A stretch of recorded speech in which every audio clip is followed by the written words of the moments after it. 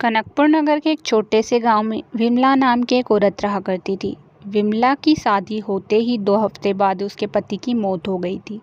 जब से ही विमला अकेली है अपनी ज़िंदगी गुजार रही थी, लेकिन उसकी ज़िंदगी इतनी भी आसान कहाँ थी।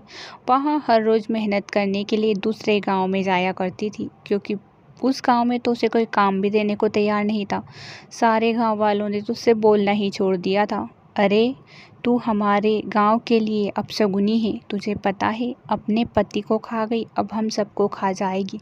हमें तो तुझसे बात भी नहीं करनी। अरे भाभी, मैं तो आप सबको अपना मानती हूँ। मेरे पति का यहाँ गांव है, इसीलिए मैं इस गांव में रहती हूँ।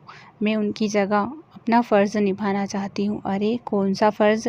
अब हमें तुझे कोई फ़र्ज़ नहीं चाहिए, हमें तो बस तुझे इस गांव से निकालना है, चाहे कुछ भी हो जाए। अब तेरी शक्ल भी हम इस गांव में नहीं देख सकते।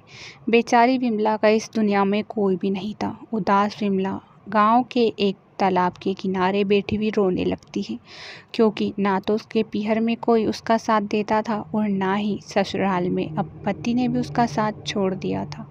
अब बेचारी का समय निकलता जाता है कि एक दिन एक नागिन उस गांव में आ जाती है।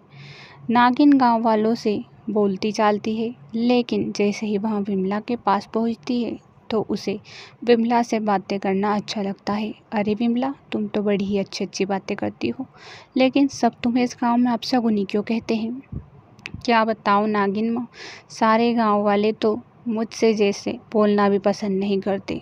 सब ने मुझे अपशगुनी कहा क्योंकि मेरा पति मेरी शादी के 2 महीने बाद ही मर गया। अरे, तो उसमें तुम्हारी क्या गलती है?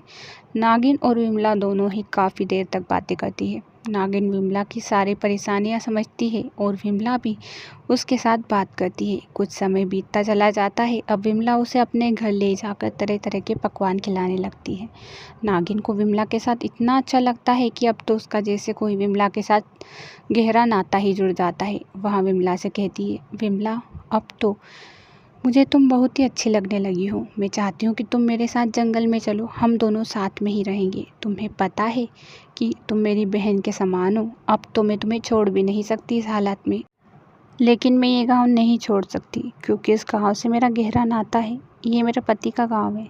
कौन से पति का गांव? इस गांव में तुम्हें कोई अच्छा नहीं मानता। मैं चाहती हूँ कि तुम मेरे साथ चलो। अब सारे गांव वाले हैरान थे कि एक नागिन, वो भी इस अपशगुनी के साथ रहती है। सारे गांव वाले सोचने लगे, अरे ये अपशगुनी तो सच में किस्मत वाली निकली।